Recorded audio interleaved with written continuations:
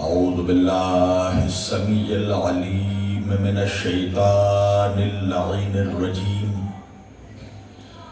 بسم اللہ الرحمن الرحیم الحمدللہ رب العالمین الحمدللہ الذی ہدانا لہذا وما كنا لنهتدي لولا ان هدانا اللہ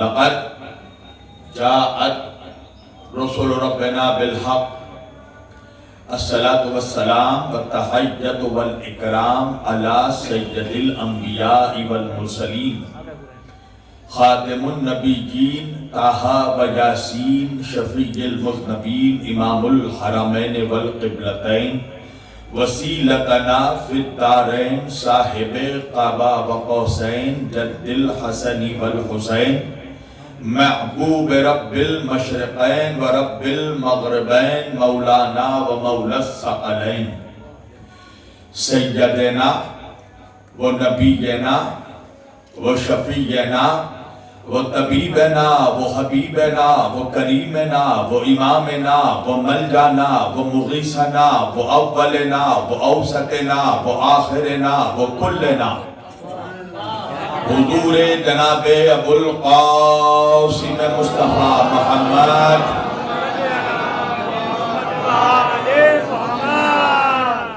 وأهل بيته الطيبين الطاهرين المعصومين المظلومين المنتخبين المنتجبين الغر الميامين ولعنة الله على أعدائهم أجمعين من يومنا من ليلنا هذا إلى قيام يوم الدين أما بعد فقط قال الله تعالى في الفرقان الحميد والمحكم كتابه المجيد وقوله الحق بسم اللہ الرحمن الرحیم ان الدین عند اللہ الاسلام صدق اللہ المولانا العلی العظیم وبلغنا رسولہ النبی الامین الکریم ونحن علی ذلک لمن الشاہدین والشاکرین والحمدللہ رب العالمین. ایک بار دیگر درود پڑھے سب نے.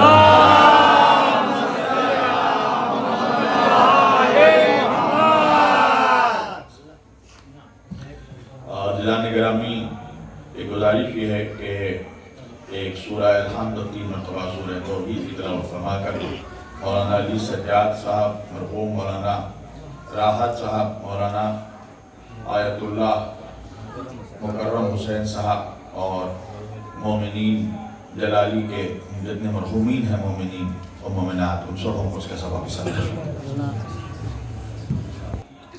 بندگان توحید و عاشقان رسول و آل رسول گدایان دربار بطول مولا آپ سبوں کے جذبہ ایمانی کو زندہ و سلامت رکھے.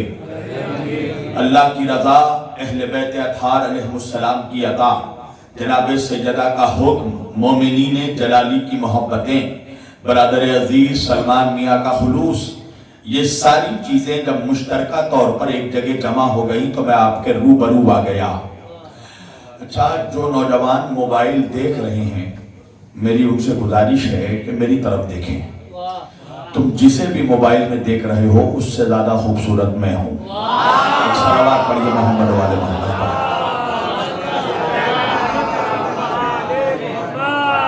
میں نے چونکہ ہمارے برادر عزیز مولانا علی عباس صاحب چھبربی کو یہاں اس مجلس سے خطاب کرنا تھا اور کیونکہ ان کے والد کے انتقال کے سبب وہ نہ آ سکے جس کی بنا پر میں نے دعوت قبول کی مگر مجھے یہاں کے بعد فوراً جو ہے علی گڑھ میں مجلس کے لیے روانہ ہونا ہے لہذا میں بہت زیادہ وقت آپ لوگوں کا نہیں لوں گا مگر بہرحال گزارش یہ ہے کہ جب تک آپ لوگوں کے میں روبرو ہوں تب تک آپ بولتے ہوئے سنیں اس لیے کہ میرا بھی اپنا مزاج ہے. میں تقریر ہمیشہ کربلائیوں کے بیچ کرتا ہوں کربلائیوں کے بیچ کرتا ہوں.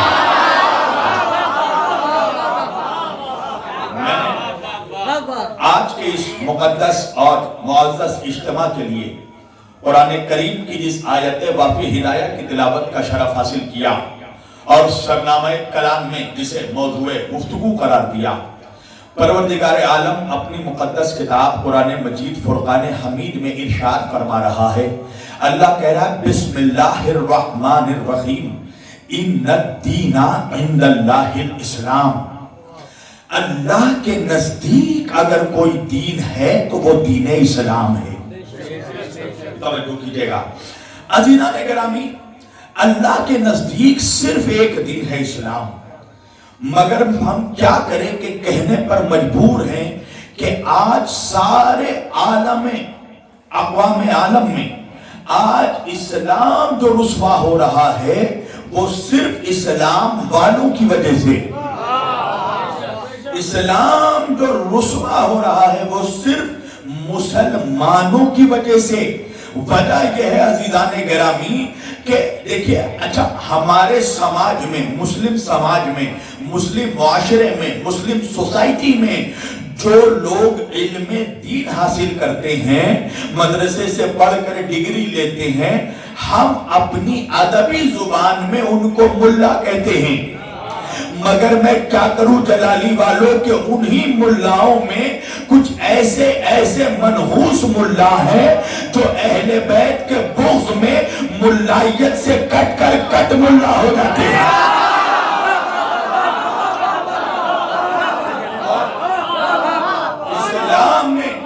اسلام میں جتنے فتنے ہیں وہ ان ملاؤں کے بوئے ہوئے ہیں.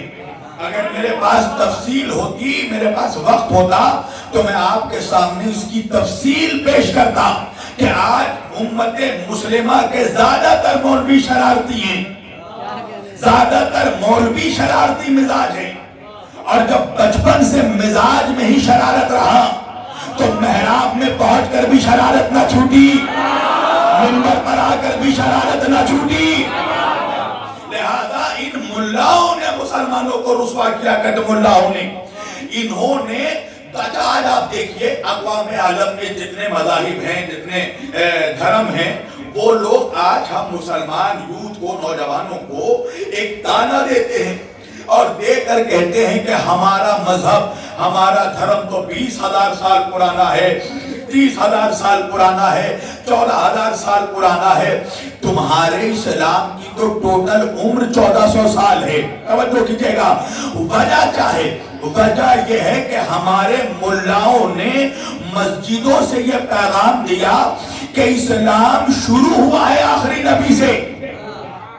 حقیقت یہ ہے کہ اسلام آخری نبی سے نہیں شروع ہوا، اسلام حضرت آدم سے شروع ہو گیا. وجہ یہ ہے کہ اللہ قرآن میں کہہ رہا ہے الیوم اکملت لکم دینکم. اے میرے حبیب، ہم نے آپ پر دین مکمل کیا، شروع نہیں کیا. شروع تو آدم سے کر دیا.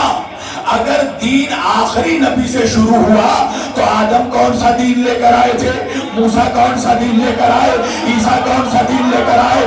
ابراہیم کون سا دین لے کر آئے؟ پتہ یہ چلا کہ آدم بھی اسلام لے کر آئے، موسیٰ بھی اسلام لے کر آئے، عیسیٰ بھی اسلام لے کر آئے، ابراہیم بھی اسلام لے کر آئے، اسماعیل بھی اسلام لے کر آئے. اور اسی اسلام کو جو آدم سے لے کر عیسیٰ تک 1,24,000 پیغمبر لے کر آئے، اللہ نے اس اسلام کو اپنے نبی پر مکمل کر دیا. اللہ نے آیت اتار دی الیوم اکملت لکم دینکم. آج میرے حبیب ہم نے دین کو مکمل کر دیا. واتممت علیکم نعمتی، ہم نے نعمتیں تمام کر دی. ورضیت لکم الاسلام دینا. آج اللہ دین اسلام سے راضی ہو گیا. آج اللہ دین اسلام سے راضی ہو گیا. تو میرا نوجوان مجھ سے سوال کرتا ہے مولانا اللہ جب اسلام سے راضی ہوا وہ دن کون سا دن تھا؟ وہ مہینہ کون سا مہینہ تھا؟ وہ تاریخ کون سی تاریخ تھی؟ میں نے کہا میری جان اگر تاریخ، مہینہ اور سال بتا دیا منافق کھڑے کھڑے مر جائے گا. اگر دن، مہینہ اور سال بتا دیا منافق کھڑے کھڑے مر جائے گا. میرا نوجوان مجھ سے پوچھنے لگا مولانا اللہ جب اسلام سے راضی ہوا، اللہ نے جب دین کو مکمل کیا، وہ دن کون سا دن تھا؟ وہ مہینہ کون سا مہینہ تھا؟ وہ سال کون سا سال تھا؟ تو جلالی کے جواب دو، دن، مہینہ، سال بتانا میرا کام، کیسے سننا یہ تمہارا مکمل کیا. وہ دن 18 تاریخ تھی, مہینہ ذی-الحج کا تھا, توجہ سال 10 ہجری کی تھی, مقام غدیر خم کا تھا.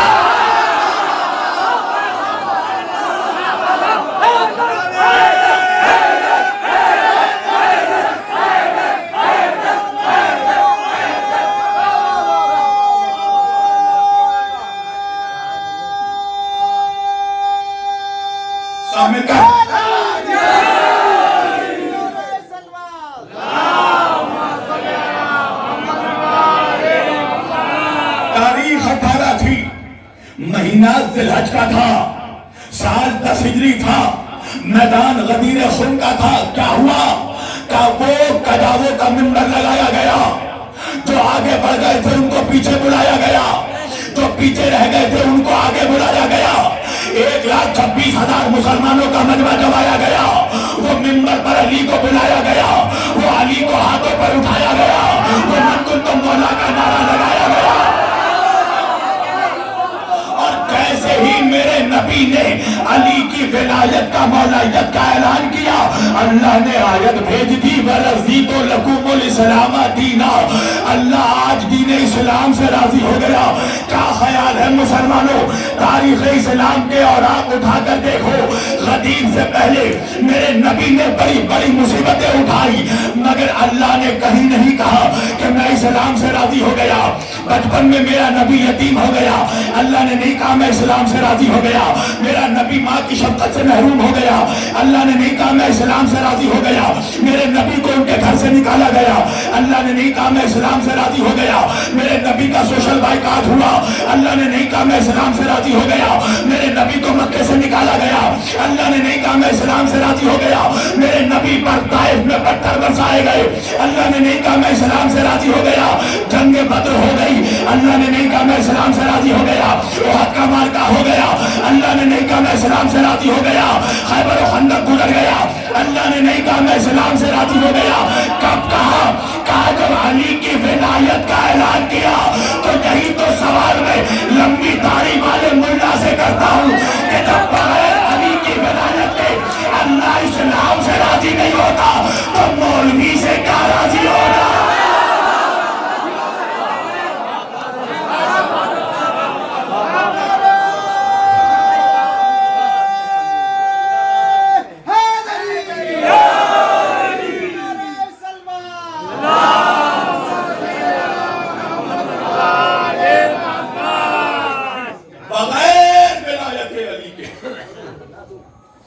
خدا اسلام سے راضی نہیں ہوتا تو لمبی داڑھی والے ملا سے راضی ہوگا؟ ممکن ہی نہیں. اللہ کہہ رہا وَرَضِيتُ لَكُمُ الْإِسْلَامَ دِينًا, آج میں اسلام سے راضی ہوا. الْيَوْمَ أَكْمَلْتُ لَكُمْ دِينُكُمْ, آج میں نے دین مکمل کیا. اچھا یہ بات بتاؤ, اللہ نے کتنا دین بھیجا ہمارے لیے؟ ایک دین نا, اسلام, اور تو کوئی دوسرا دین نہیں. توجہ, تو بھائی دین ایک, دین بھیجنے والا ایک, دین لانے والا ایک, جو قرآن اترا وہ ایک, جو شریعت اتری وہ ایک, جو قانون بنے سب کے لیے ایک. تو اب سوال ہے نا کہ خدا ایک, رسول ایک, نبی ایک, شریعت ایک, کعبہ ایک, قبلہ ایک, اصول ایک, قرآن ایک, تو جب سب کچھ ایک تو فرقے کیوں بنے ایک؟ اتنے فرقے کیسے ہو گئے؟ ایک اسلام, فرقے 73, اور ہر فرقے کے پاس جاؤ تو اسی کا مولوی جنت کا ٹکڑا لیے بیٹھا ہے. جنت سے کم میں کوئی راضی ہی نہیں میری جان. ہر کسی کے پاس جنت کا سرٹیفکیٹ موجود ہے. تو بھائی اسلام ایک, فرقے 73, اور یہ کوئی نئی بات نہیں ہے. میرے نبی نے اپنی زندگی میں کہہ دیا تھا ستفترق امتی, میرے بعد میری امت فرقوں میں بڑھ جائے گی. 73 فرقے ہوں گے, فرقتن کلہم فی النار, میرے نبی نے فرمایا سارے فرقے جہنم میں جائیں گے الا ملتن واحدہ، سوائے ایک فرقے کے جو نجات پائے گا۔ ملا کہتا ہے سارے امتی جنتی، اور نبی کہہ رہے سارے امتی جہنمی، صرف ایک جنتی۔ تو پتہ یہ چلا کہ 72 جہنم میں جائیں گے، ایک جنت میں جائے گا۔ تو اب حق ہے جلالی کے جوانوں کو کہ وہ مجھ سے سوال کرے کہ مولانا وہ ایک کون ہے جو جنت میں جائے گا؟ تو میری جان میں یہ تو نہیں بتاؤں گا کہ وہ ایک کون ہے جو جنت میں جائے گا، مگر یہ ضرور بتاؤں گا کہ وہ 72 کون ہے جو جہنم میں جائیں گے۔ تمہیں حق ہے مجھ سے پوچھو، وہ 72 جو جہنم میں جائیں گے وہ ہوں گے جن کو 72 کی معرفت نہیں ہوگی۔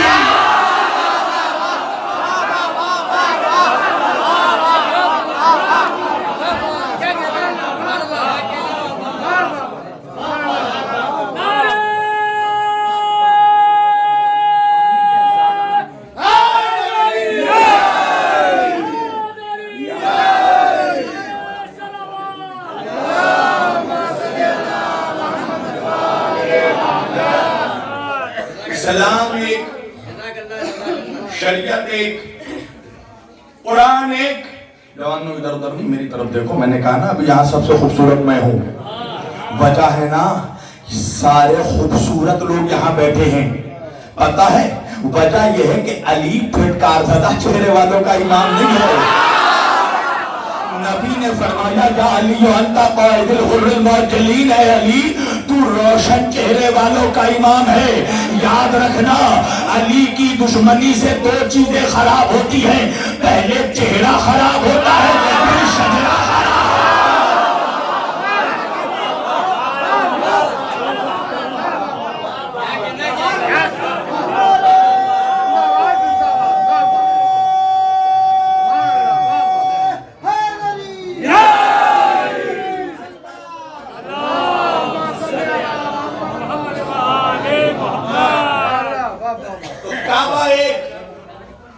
شریعت ایک، قرآن ایک، دین ایک، اسلام ایک۔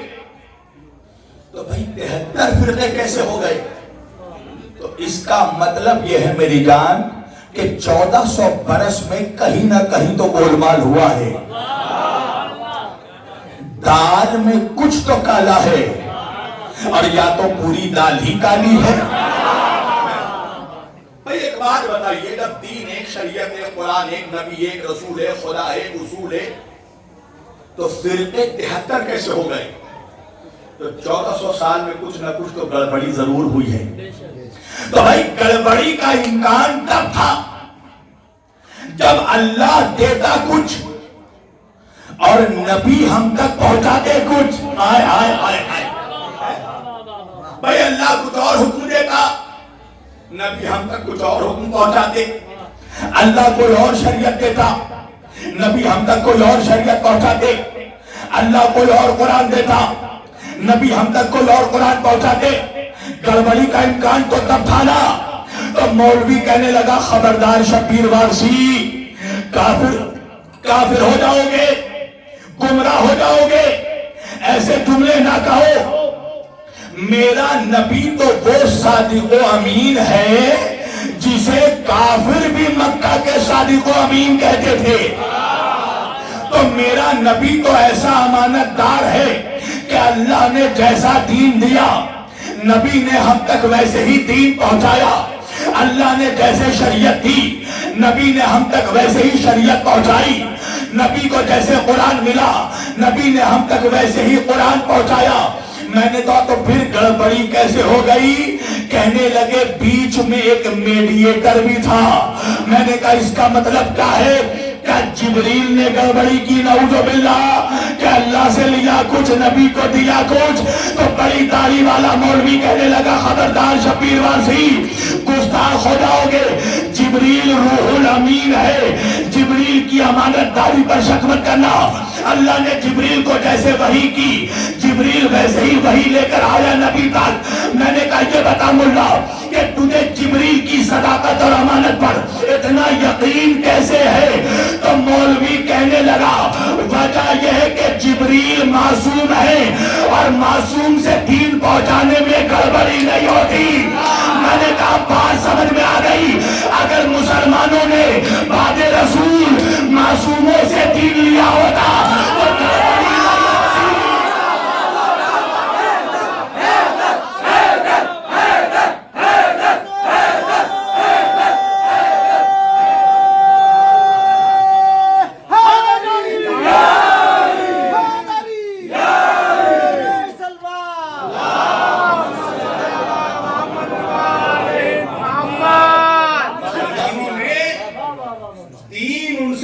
جن سے دین لینا چاہیے تھا. مسلمانوں نے دین کیسے لیا؟ ایجنسیز کے تھرو. الگ الگ ایجنسی سے دین لیا, الگ الگ درباروں سے دین لیا. وہاں سے نہیں لیا جہاں سے رسول نے جس در سے دین لینے کو کہا تھا. اچھا, ہم تک حدیث جو پہنچی, یہ علم الرجال جو ہے, یہ اس لیے اس کی بنیاد ڈلی ہے تاکہ ہم چیک کر سکیں کہ اوتھینٹک حدیث کون سی ہے اور جعلی روایتیں کون سی ہیں, ہے نا. اسی کے لیے تو علم الرجال کی بنیاد ڈالی گئی. اچھا, علم الرجال میں ہم حدیث جانچتے کیسے ہیں؟ حدیث کی اوتھینٹسٹی جانچنے کا علم کیسے جانچتے ہیں؟ کیا اے نے بی سے لیا, بی نے سی سے لیا, سی نے ڈی سے لیا, ڈی نے ای سے لیا, ای نے ایف سے لیا, ایف نے جی سے لیا, جی رسول کے دور میں تھا. ہائے ہائے ہائے, نہیں پہنچے آپ, نہیں پہنچے آپ. مسلمانوں نے دین کیسے لیا؟ بھائی ہم نے اپنے دادا کے بیٹے سے لیا, اس نے اپنے دادا کے بیٹے سے لیا, اس نے فلاں کے بیٹے سے, اس نے فلاں کے بیٹے سے, اس نے فلاں کے بیٹے سے. تو کسی نہ کسی کا بیٹا تو رسول کے دور میں تھا نا. تو تم نے اتنے الگ الگ بیٹوں سے دین لیا کہ آج دین کو تم نے کھچڑی بنا دیا. تو میں نے کہا ملا اس کے بیٹے سے دین نہ لے کر ان سے دین لے لیتا جنہیں مباہلے میں نبی نے اپنا بیٹا بنایا. ایسا بات کریے محمد والے محمد پر.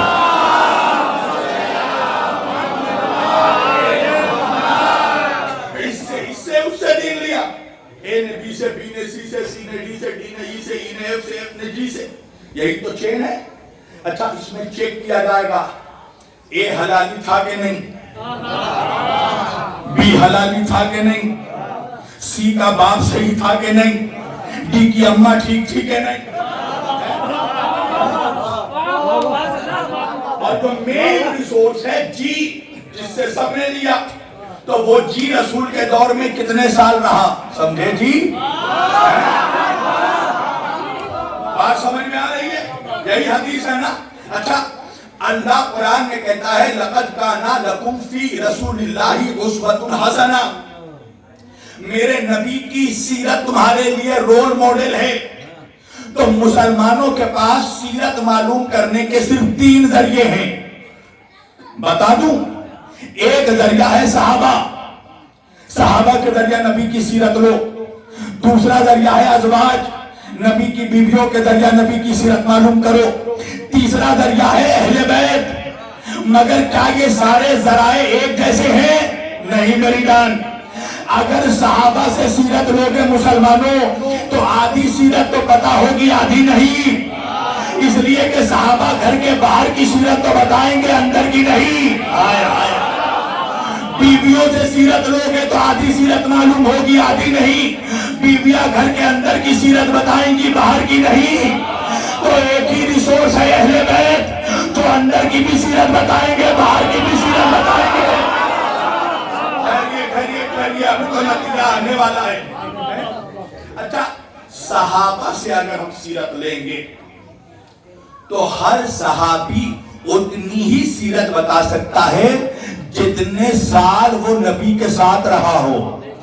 ہائے ہائے ہائے, آپ کو پتا ہے مسلمانوں نے سب سے زیادہ جس صحابی سے رسول کی سیرت لی ہے وہ صحابی کون ہے پتا ہے؟ حضرت ابو ہریرہ. اچھا آپ چلیے ہم ذرا چیک کرتے ہیں. حضرت ابو ہریرہ مسلمان ہوئے ہیں جنگ خیبر کے بعد 7 ہجری کے بعد، اور میرے نبی نے پردہ کیا ہے 11 ہجری، یعنی کل ملا کر بھی اگر ریشو نکالو گے تو حضرت ابو ہریرہ رسول کے ساتھ صرف 3.5 سال رہے، تو 3.5 سال جو صحابی نبی کے ساتھ رہا اس سے مسلمانوں نے کم از کم 40,000 حدیث لی ہے، اور صحاح ستہ لکھنے والوں نے 5,334 حدیث لی ہے، 374 حدیث کس سے؟ اس صحابی سے جو نبی کے ساتھ 3.5 سال رہا۔ میں نے کہا ملاؤ یہ بتاؤ کہ 3.5 سال نبی کے ساتھ رہنے والے صحابی کو اتنی حدیث یاد کیسے ہو گئی؟ تو داڑھی کھجلا کے کہنے لگا تو نبی نے دودھ پی کر رکھا تھا، تو نبی کا چھوٹا ہوا دودھ حضرت ابو ہریرہ نے پی لیا تو حافظہ اتنا بڑھ گیا کہ 40,000 حدیث یاد ہو گئی۔ میں نے کہا منحوس تو ہی بنا جو نبی کا چھوٹا ہوا دودھ پیے اس کو 40,000 حدیث یاد ہو جائے، اور جو زبان ہے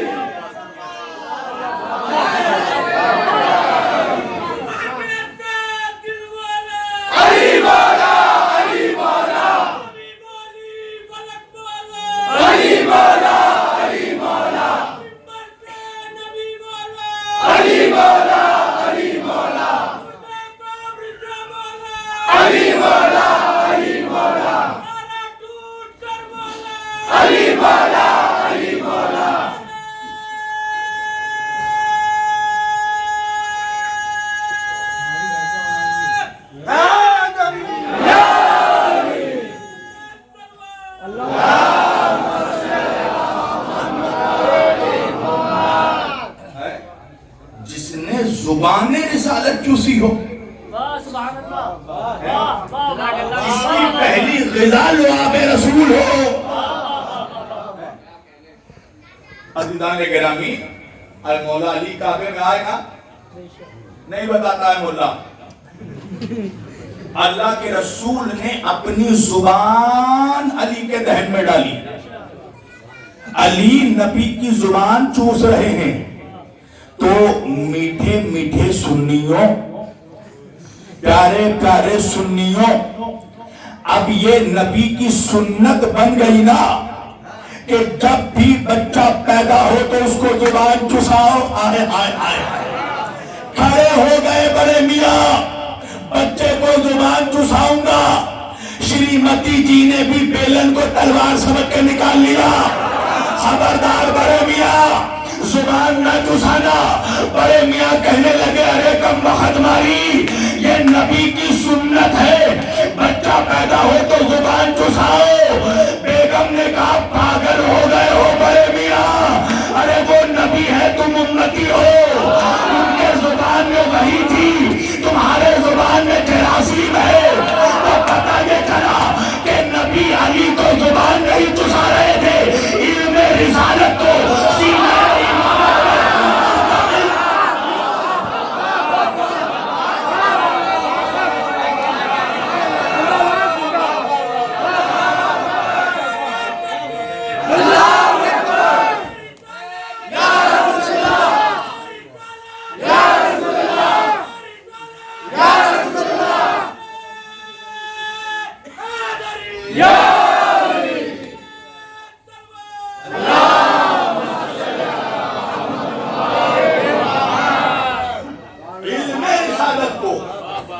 سینہ امامت میں منتقل کر رہے تھے، تو مسلمانوں نے یہاں وہاں سے دین لیا اور چیک کرنے کے لیے کہ کون سی حدیث سچی ہے، اس کے لیے علم الرجال کی بنیاد ڈال دی۔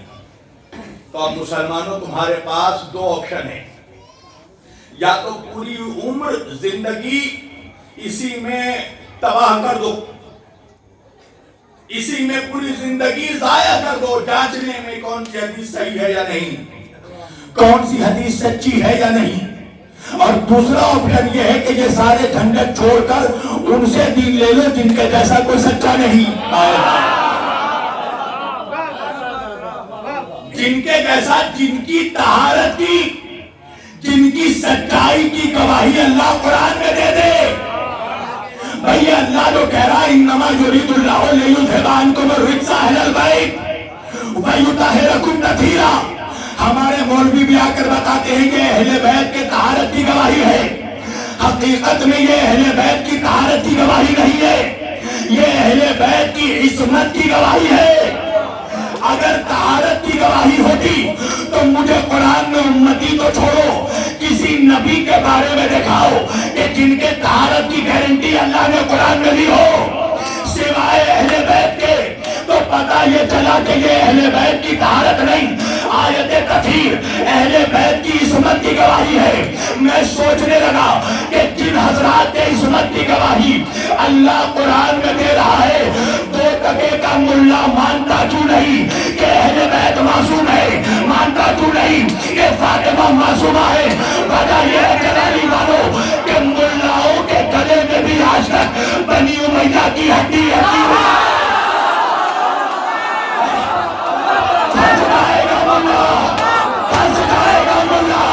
منحوس جانتا ہے کہ اگر فاطمہ کو معصومہ مان لیا تو زنا کا مقدمہ اور جائے گا۔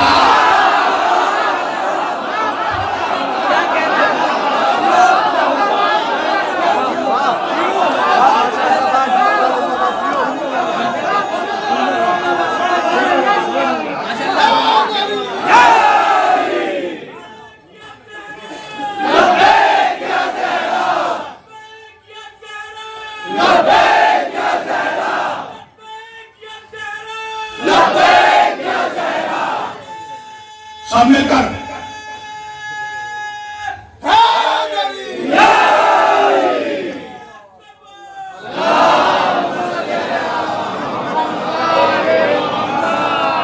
چالاک ہے ملا، سمیٹ دی میں نے اپنی گفتگو، ورنہ میرے رامن وقت میں اگر گنجائش ہوتی تو میں آج ملاؤں کا پورا پوسٹ مارٹم کر کے جاتا۔ چالاک ہے منحوس، جانتا ہے کہ فاطمہ کو معصومہ مان لیا تو زنا کا مقدمہ ہار جائے گی،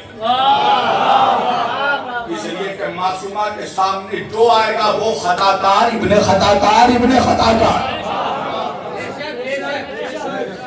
یہ معصومہ ہیں، کچھ اپنے بھی کہتے ہیں کہ ان کے صدقے میں کائنات بنی تو وہ فدیہ کا مطالبہ کیوں کرنے گئیں؟ یہ بتا کہ امام حسین نے کربلا میں پانی کا مطالبہ کیوں کیا؟ حسین ہے ساقی کوثر کا نواسا، اگر میرا مولا حکم دے دیتا تو نہر کوثر کو چل کر زمین کربلا میں آنا ہوتا۔ حسین نے مطالبہ کر کے دشمن کے چہرے سے نقاب اٹھایا، فاطمہ نے فدیہ کا مطالبہ کر کے دشمن کے چہرے سے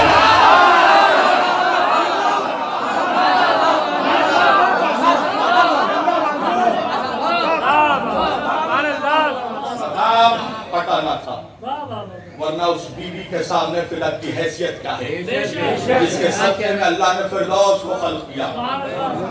مگر افسوس یہ ہے مسلمانوں کہ وہی بی بی کے جس کے صدقے میں اللہ نے جنت و فردوس کو خلق کیا، جس کی تعظیم کو رسول اللہ کھڑے ہوتے تھے، اس بی بی کو دربار میں کھڑا رکھا، کسی نے اسے بیٹھنے کو نہیں کہا۔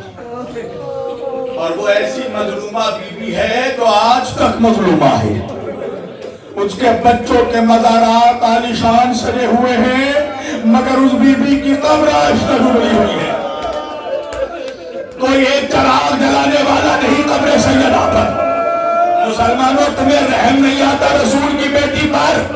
کبھی تم نے دنیا میں کوئی ایسی شہزادی دیکھی جو 18 سال کی جوانی میں عصا کا سہارا لے کر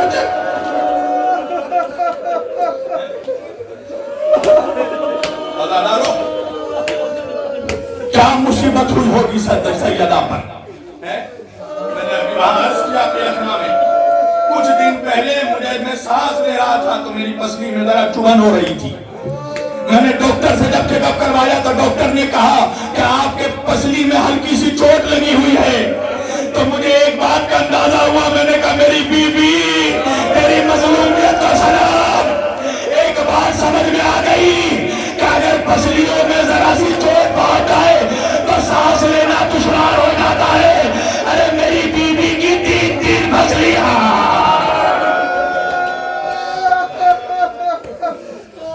अल्लाह इन आवाजों पर रहमत नाज़िल करे। वो सैयदा के किसी ने जिसे मुस्कुराते नहीं देखा बाद रसूल। अली घर में तशरीफ लाते थे, सैयदा को दरवाजे के पहलू में बैठ कर रोता देखते थे। जब कई महीने गुजर गए रसूल के इंतकाल को, अली घर आए, सैयदा को दरवाजे के पहलू में बैठा देखा। एक मर्तबा कहने लगे फातिमा ये दरवाजे के पहलू में बैठ कर किसका इंतजार करती हो? सैयदा कहने लगी या अली मैं इंतजार में हूँ, कोई मुसलमान तो आकर मुझे मेरे बाबा का पुरसा।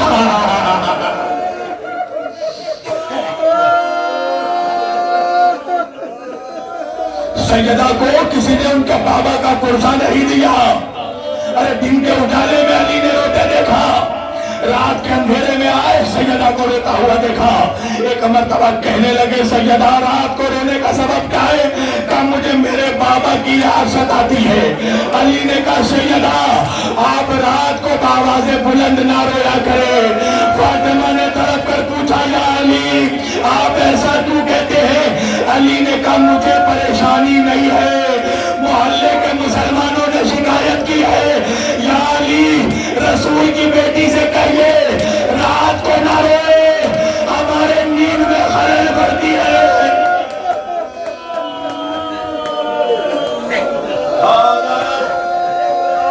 बतूल कहती है अली क्या उम्मत को मेरा रोना भी गवारा नहीं? अली ने कहा मैं आपको रोने से नहीं रोकता, मगर अब जब कभी आपको अपने बाबा पे रोना हो कब्र रसूल पर जाकर रोया करे। ये कायनात की इकलौती मजलूमा बेटी है जो बाप को रोने के लिए मकान से कब्रिस्तान जाती थी।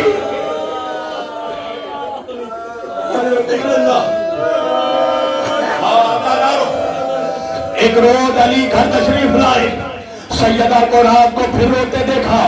एक मर्तबा अली ने पूछा फातिमा आज मज़ार रसूल पर नहीं गई थी? सैयदा कहती है गई थी अली।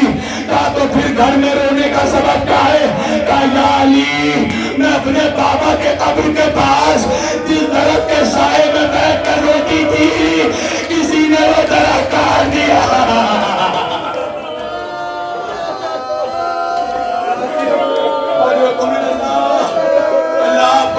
न दे सिवाय गमे फातिमा के, परवरदिगार आपके पुरसे को कबूल करे, अल्लाह इन आवाजों पर रहमत नाज़िल करे। 3 दिन बचे हैं शहादत ज़हरा को। एक मर्तबा 5 साल की ज़ैनब है, अपनी बेटी को करीब बुलाया। शहजादी ने एक संदूक निकाला, एक संदूक खोला, संदूक के अंदर से ज़हरा ने एक सफेद कफन बाहर निकाला।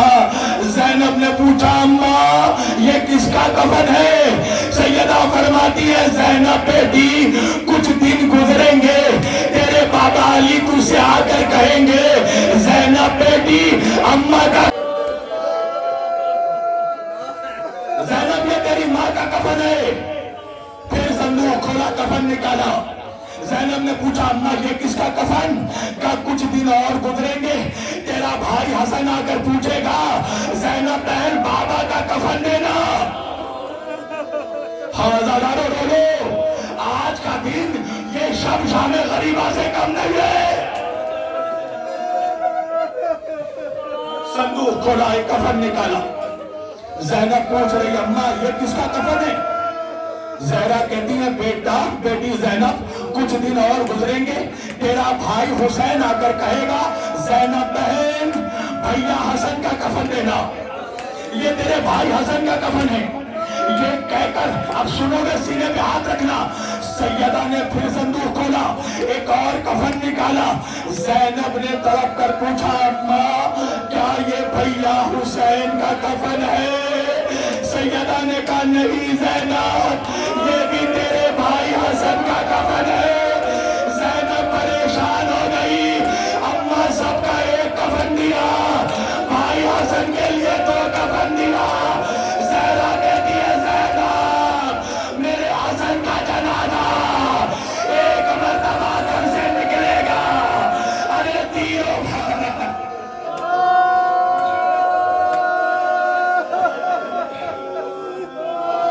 मेरे हसन को 2 मरतबा कफन दिया जाएगा। सुनोगे अदादारो, सुनोगे? ये कहकर शहजादी ने संदूक बंद कर दिया। कुछ लम्हा गुजरा, ज़ैनब हसरत से माँ का चेहरा देखने लगी। ज़हरा ने पूछा ज़ैनब इतनी हसरत से क्या देख रही है? अदादारो नन्हे नन्हे हाथ जोड़े, जोड़ कर कहने लगी अम्मा क्या भैया हुसैन से नाराज हो? क्या बेटी किस लिए का सबका कफन दिया, भैया हुसैन का कफन नहीं दिया? अरे फातिमा ने सर पे हाथ मारा, उसका कफन क्या दूं तो बेगोरों का भाई। अरे करबला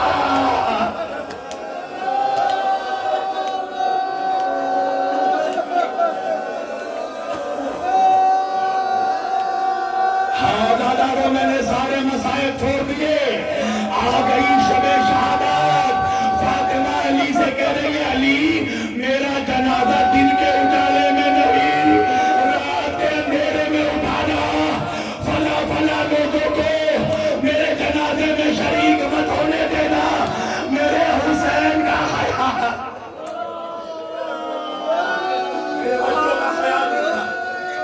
मेरे हुसैन को प्यास बहुत लगती है। हवादारों सारे मसाइब मैंने छोड़ दिए। सुनोगे? जब सैयदा की शहादत हो गई ना, अली ने हुस्न दी। एक मर्तबा अली की चीख की आवाज निकली। सलमान ने पूछा मौला कभी चीख कर रोते नहीं देखा? अली ने कहा सलमान कयामत हो गई, फातिमा ने मुझे बताया नहीं। अरे फातिमा की फसलियां, अरे टूटी फसलियां।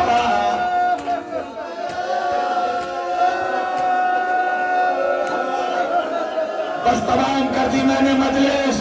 बच्चों को खबर हुई, घर में बच्चे आए, हुजरे का दरवाजा खुला, हसन दाखिल हो गए, ज़ैनब दाखिल हो गई, शहजादी कुलसूम दाखिल हो गई, मगर मेरा मौला हुसैन दरवाजे पर खड़ा हो गया। फिजा ने कहा हुसैन माँ के पास क्यों नहीं जाता? कहा उस वक्त तक नहीं जाऊंगा जब तक अम्मा वैसे ना पुकारे।